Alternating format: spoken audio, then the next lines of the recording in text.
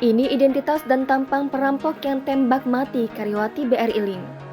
Pelaku perampokan dan pembunuhan karyawati BRI Link di Lampung Timur akhirnya ditangkap. Pelaku terpaksa ditembak mati karena melawan dengan senjata api saat ditangkap polisi. Rinlot menambahkan, pelaku ditangkap pada Sabtu 29 Januari 2022 sekitar pukul 17.10 waktu Indonesia Barat di wilayah Ogan Komering Ilir Timur, Sumatera Selatan. Saat akan ditangkap, kata Rinlot pelaku melakukan perlawanan dengan menembak anggota polisi. Untuk diketahui, perampokan sadis terjadi di Jalan Lintas Sumatera, Desa Tambah Subur, Kecamatan Waibungur, Kabupaten Lampung Timur, Provinsi Lampung.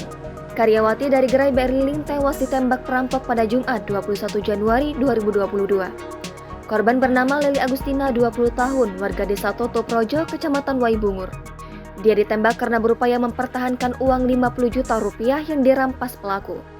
Aksi perampokan ini dilakukan saat pelaku berpura-pura hendak menarik uang tunai dan mendatangi gerai BRI Link.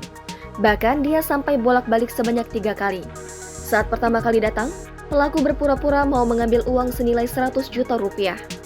Kemudian disampaikan karyawan BRI Link, jika mau mengambil 100 juta rupiah harus janjian terlebih dahulu. Kemudian pelaku pergi dan 1 jam kemudian pelaku datang kembali. Dia kini berpura-pura mau mengambil uang 60 juta rupiah. Namun, dijawab kembali karyawan BRI Link bila tidak bisa menarik 60 juta rupiah, lalu pelaku pergi. Sorenya di hari yang sama, pelaku kembali datang dan berpura-pura mau mengambil uang 50 juta rupiah. Setelah ditunjukkan uangnya di tas, pelaku mengeluarkan pistol. Pemilik gerai BRI Link langsung sembunyi di bawah meja. Tas berisi uang kemudian dibawa pelaku. Korban kemudian mengejar dengan menahan motor pelaku.